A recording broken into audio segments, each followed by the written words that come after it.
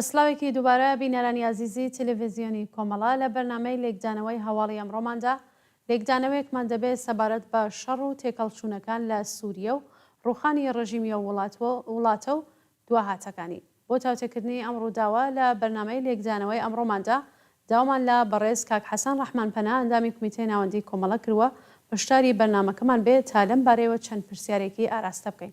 کاک حەسەن بەخێربی بۆ ئەم بەرنامەیە و سپاس بۆ ئامادەبوونت. سپاس بۆ ئێوە هاوکارانیشتان. سڵاو و ڕێزم هەیە بۆ بینەران و بیسەرانی تەلەڤیزیۆنی کۆمەڵە. زۆر سپاس. کاک حەسەن، ڕژیمی بەشار ئەسەد لە ماوەیەکی کورتی چاوەڕوان نەکراودا ڕووخا بارودۆخی ئێستای سووریە چۆنە؟ ئەوەی کە دەبیندرێ و دەبیسرێ لە هەواڵنێریەکانەوە کە ئێستا تقریبان هەموو دنیا لەسەر سووریا متەمەرکز بووە، وەزعیەتێکی ئاڵۆزە. لەلایەکەوە شای و خۆشحاڵیە لەوەی کە دیکتاتۆرێکی بەخۆی باوکیەوە کە ئەسەد لە 1970 لە سووریا هەتە سەردەسەڵات تاکوونێ 2000 حاکمیەتی کرد. لە 2000 ئەم کوڕەی بەشار هاتە سەر دەسەڵات تاکوونێ 2024، یعنی ئەمان 53 ساڵ باوکو کوڕ حاکمیەتی ئەو وڵاتیان کردووە. و ئەوەی کە زۆر جا دەوترێ بە ئێستا بە دەستی ئاسنی، ینی بە ئیستبداد، بە سەرکوت، بە زیندان، بە کوشتار حاکمیەتیان کردووە لە وڵاتەدا. ئەوە لەلایەکەوە شای و خۆشحاڵیە، ئەوەی کە سەحنەی تەلەڤیزیۆنەکان و خەبەرگوزاریەکان و ئەوانە دەبینین خەڵک بە عام خۆشحاڵن، شاییەکەن و هەر کەسێکیش بێ هەر ئەوە دەکات دیکتاتۆرێکی ئاوە ڕۆیشتووە. بەڵام ئەو خەڵکەیشی ئەو بەشێشی کە تێدەگا لە ڕووداوەکان دەزانێت کە داهاتوویەکی ناڕۆشنیش هەیە. بۆچی ناڕۆشنە؟ بۆ ئەوەی کە ئەم هێزەی کە هاتووە و ئێستا ئەعلامی دەسەڵاتی کردووە یا حەولەدا دەسەڵات بگرێتە دەست، جەرەیانێکی لە ئەسەد باشتر نییە. ئەوان گروپێکی ئاینی شیعە بوون، بەڵام ئەمانە گروپێکی تندڕەوی ئیسلامی سنی. ئەم جەرەیانە کە ئەلان لە هەیەتی تەحریری شام کە ئەلان لە پایتەختی ئەو وڵاتەواتە دیمشقیان پێەیە، خۆی جیاببووەیەک لە هێزەکانی داعش و لە هێزەکانی ئەلقاعیدەیە و تەرکیبێکە لەوان و بەشێکی تر لە ئیسلامی تندڕەوەکان کە ئەلان دەسەڵاتیان بەدەستەوە گرتووە. بێزگە لەوە چەندین گروپی تری لەو نەوعانە هەر لە داعشیەکانەوە کە ئێستا ئەمریکا ئیبرازی نیگەرانی کردو لەوەی کە داعش دووبارە لە سووریە سەر هەڵداتەوە، لە جبهەت النوسرە، لە ئەلقاعیدا، لە جەرەیاناتی تری وەکو ئەرتەشی ئازادی سووریە کە بەکرێگیراوی 100% دەوڵەتی تورکیەن، هەمووی ئەمانە لە سەحنەی سیاسی ئەم وڵاتەدا هەنوو هەکان گۆشەیشیان پێەیە. لەناو ئەمانەدا تەنیا ئومێدێک یا تەنیا بروسکاییەک، ڕۆشناییە کە هەیە، ڕۆشنایی هێزەکانی سووریە دموکراتیکە، هێزەکانی قەسەدەن کە ئەوان هەم لە توولی ئەم 12 ساڵە کە دەسەڵاتیان بەدەستەوە بووە لە ئەو سێ کانتۆنەی ڕۆژئاوا، نمونەیەکی باشیان لە دەسەڵاتدارەتی نیشانداوە لە کەمایەتی ئاینیەکان، کەمایەتی ملی و نەتەوەییەکان، و ئەمە شتێکی مثبەتە. ئەوەی لێ دەرکەیت هیچ کەس نازانی وەزعیەتەکە چۆنە.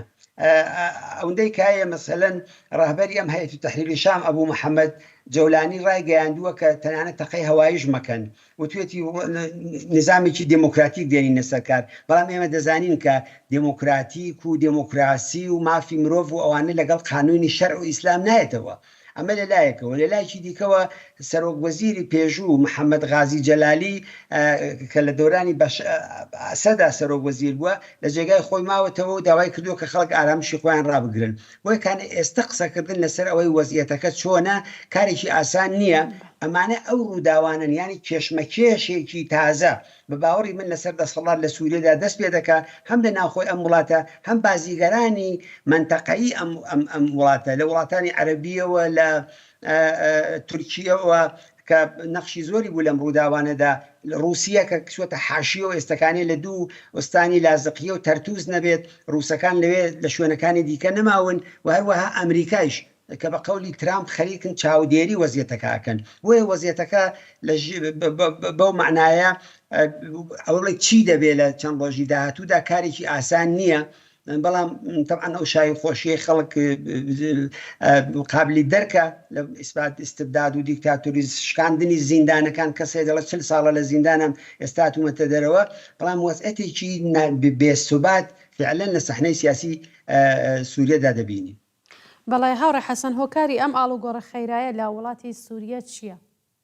ئەگەر بە زاهر مەسئلەکە ببینین و چاو لە ڕاگەیاندنەکان بکەین، ئەوەیە کە هەیئەتی تەحریری شام لە عەرزی 12 ڕۆژی ڕابردووە دەستیان کرد بە جوڵە، چەند شارەوە دەستیان پێکرد، هاتن چەندانە ئوستانیان گرووە، نەهایەتەن بەرە بەیانی ئەمڕۆ کە بە ڕۆشنی ئەسەد ئەو دەوڵەتە ڕووخا. بەڵام بە باوەڕی من ئەوە حەقیقەتی هەموو ڕووداوەکانی سووریە نییە.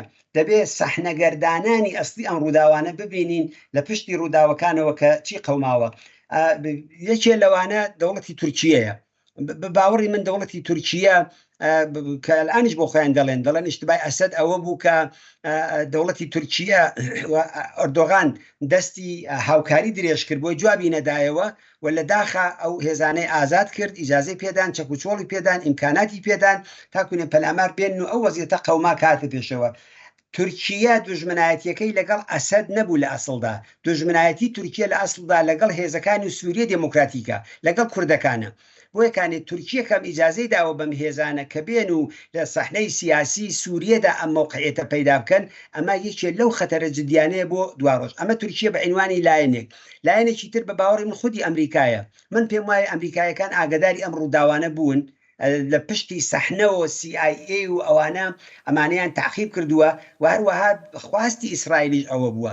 ئیسرائیل لەلایەکەوە بە باوەڕی من خۆشحاڵە لەوەی کە دەسەڵاتی بەشار ئەسەد نەماوە، پێگەی نظامی جمهوری ئیسلامی لەوێ نەماوە، لە مەرزی عێراقەوە هەتاکوونێ سووریە چەکوچۆڵیان دەبێت، ئەمە تەواو دەبێتتر. بەڵام لە لایەکی دیکەوە نگەرانە ئەلقاعیدە و داعش و جبهەتە نوسرە و هەمووی ئەوانە هاتوونەتە هاوسەیەتی لەگەڵی هاومەرزن ئەو جارەکە گەر ئەمانە دەوڵەت تەشکیل بدەن کە بە احتیماڵی زۆر لایەنە ئیسلامی سونیە توندڕەوەکانە بن. ئایا ئەمانە کنترۆڵ دەکرێن بە فەرمانی تورکیە؟ ئایا دەوڵەتانی عەرەبی تر لەمانەدا دەخاڵەت دەکەن؟ ئەمانە بەخۆی مەوزوعاتێکە کە ناتوانانی لەسەری بکەین. ینی لەواقعدا یام نەخشی رووسیەیە، ڕووسەکان لە کاتێکەوە کە پێشڕەویەکانی ئەمان دەستیان پێکرد، ئەم جەریانی هەیئەت تەحریری شام، ڕووسەکان لەو ڕووداوەکان کشانەوە، چەندانە جێگایان بردومان کرد، لە حەڵەبیان لە چەند شوێن بردومان کرد، کەوتیان تەلەفاتی گیانی بۆ پردێکیشیان بردومان کرد کە ڕێگای حومس و ئەو شوێنانە بگرێت لە پێشڕەوی هێزەکانی تەحریری شام. بۆیە بە باوەڕی من سەحنەگەردانانی ئەسلی ئەم ڕووداوانە تورکیەیە، رووسیەیە، ئەمریکایەکان و ئیسرائیلیەکانن. ومن پێم وانێ دەوڵەتانی عەرەبی تر زۆر نەخشەیان بوو بێ لە ماجرادا، مەگەر لە ڕێگای ئەوانەوە. رووسیا خونسا کراوە، ئایا کوونێ لەگەڵ دەوڵەتی ترامپ ژێربەژێر تەوافقێک کراوە کە ئەو پشتی سووریە بەرداد، ئەمانیش پشتی ئۆکراین بەردەن و لەوێش سڵحێ بکرێت؟ توێتێکە ئەم بەیانیە ترامپ کردوێتی بۆنی ئەوەی لێدێت. باسی ئەوە دەکات کە ئۆکراین و رووسیەش ئیتر کاتیەوە هاتووە کە سڵحکەن. ئەمە ئایەکون ئیمتیازێکیان لێرە ئەسەدیان نەفرۆشت، ڕووسەکان ئەسەدی نەفرۆشت بۆ ئەوەی کە لەوێ ئیمتیازێک بەدەستبێنێ. دەبێ ماتلوبی بزانین لە داهاتوی ڕووداوەکان بەرەوچۆوە دەڕوە و موقعیتی جمهوری ئیسلامیشە لێرە کە ئەوە بە تەواوی کەوتووەتە خەتەرەوە، ئەو موقعیتی جارانی نییە. بەڵێ کاک حەسەن ئاماژەت بە کۆماری ئیسلامی کرد، پێتان وایە ئەم ڕووداوانە تا چەندە دەتوانێت بە زیانی کۆماری ئیسلامی بێت؟ کورسیەکەی لە دەستداوە جمهوری ئیسلامیە. جمهوری ئیسلامی لەو کاتەوە کە وەزعەتی عێراق هاتە پێشەوە و لە 2003ەوە دەوڵەتی بەعز ڕووخا، لەو کاتەوە پێش ئەوەش ئەڵبەتە ئەوان هەر پەیوەندیان لەگەڵ دەوڵەتی ئەسەد بوو. دەوڵەتی ئەسەد تەنیا دەوڵەتێکی عەرەب بوو، بە ئاین بە مەذهب عەرەب بوون، ببوورە لەباری نەتەوەیی و عەرەب بوون، بەڵام لەباری ئاینەوە شیعە بوون. تەنیا دەوڵەتێکی عەرەب بوو کە لەگەڵ جمهوری ئیسلامی هەر لە دەورانی ئەسەدیشەوە پەیوەندیان بوو. لە هەشتاکانەوە لە داهەی هەشتای میلادیەوە کە جمهوری ئیسلامی پای باز بوو بۆ لوبنان، دوایی لەگەڵ حزب الله لەگەڵ جەرایاناتی دیکە دەستی کرد بە پەیوەندی گرتن و دواتری هەمویان حەماس بوو کە حەماس زۆر سەر بە جمهوری ئیسلامی نەبوو نییە، ئەوان زۆرتر لەگەڵ ئیخوانەکان و ئەوانە بوون. لەو کاتەوە دەوڵەتی ئێران لەگەڵ دەوڵەتی حافز ئەسەد رابطەی کردەوە. دوای ڕووخاندنی سەدام حوسێن و دوای هاتنی بەشار ئەسەد، یەکێ لەو پێگە ئەسڵیانەی کە جمهوری ئیسلامی کاری لەسەر کرد و لەو تەریقەوە پەلی هاویشت بۆ لوبنان، پەلی هاویشت بۆ غەزە و جەرایاناتی سربەخۆی سووریە بوو. سووریە لە واقعدا هەم نەخشی ڕێگای بوو ڕێگایکی هاتوچۆ بوو کە لەباری لۆجستیکیەوە بۆمبەکانیان سلاحەکانیان و هەروەها نیروهای ئینسانیشیان لەم کاناڵەوە دەڕۆیشت بۆ لوبناان و بۆ حیزب الله و بۆ غەزە و ئەوانە ئەم ڕێگای تر ئەبەسرێ من تەسەور ناکەم هیچ کام لەم جەریاناتی لێرە بێنە سەرکار کرد تازە ئیمکانی جریانێکی شیعە نیە شیعەکان ئەقەلیەتن لە سووریەدا 11 تا 12% جەمعیەتی سووریا شیعەیە باقیەکەی تری سنین یا دروزیەکانن یا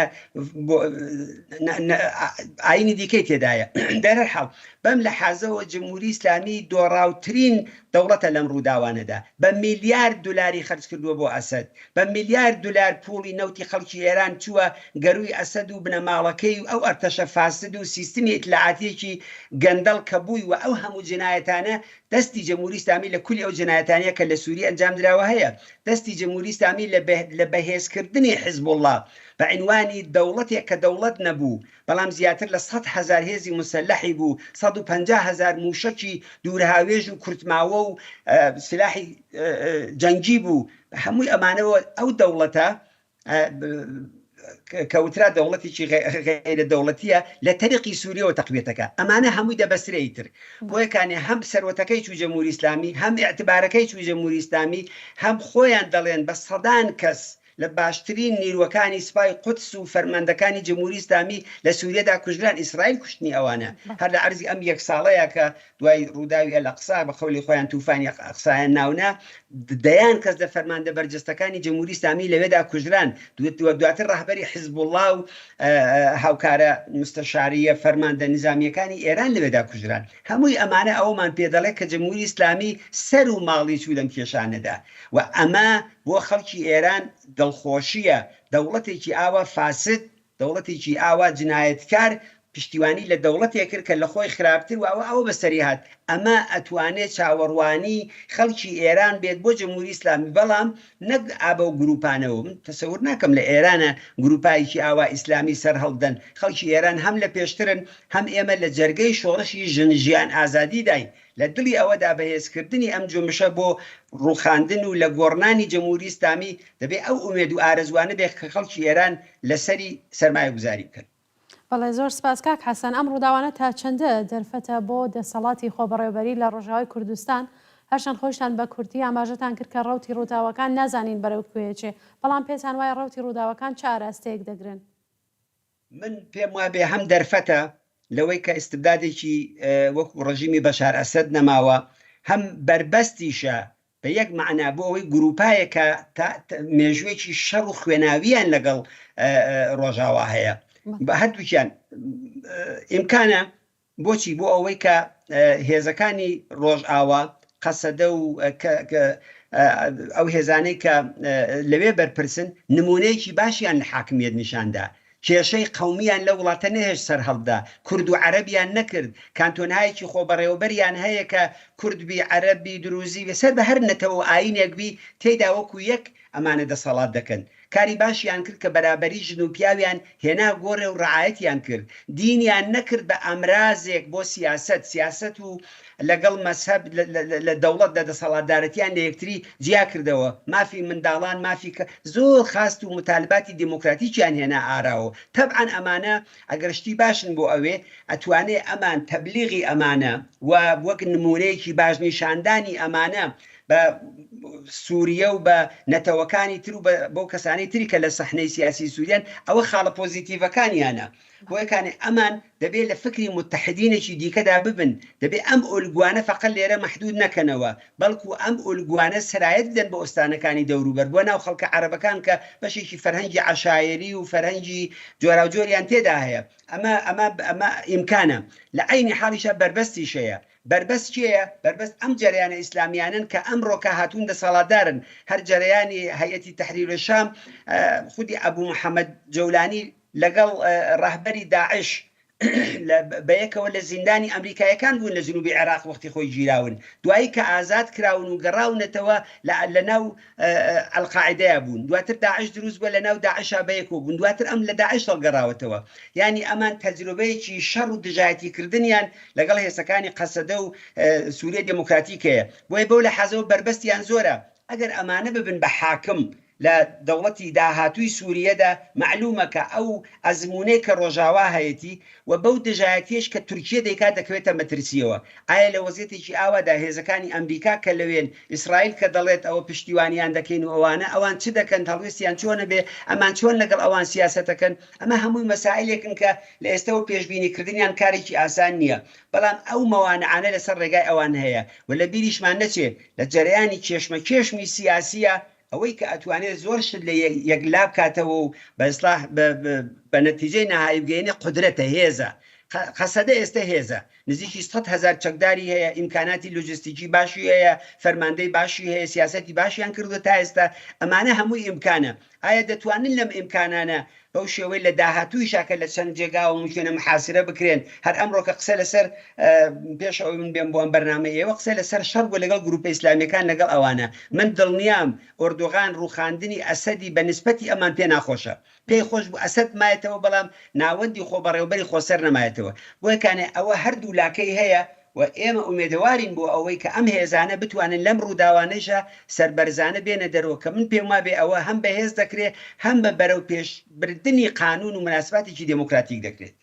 بەڵێ کاک حەسەن سپاس بۆ ئامادەبوون لە بەرنامەی لێکدانەوەی هەواڵی ئەمڕۆمان. سپاس بۆ ئێوەش ماندوو نەبن. زۆر سپاس. جارێکی تر سپاس بۆ کاک حەسەن ڕەحمان پەنا ئەندامی کۆمیتەی ناوەندی کۆمەڵە کە لە بەرنامەی لێکدانەوەی هەواڵی ئەمڕۆ بەشدار بوو. بینەرانی خۆشەویست سپاس بۆ ئێوەش کە تا کۆتایی بینەر و بیسەریان بەرنامەیە بوون.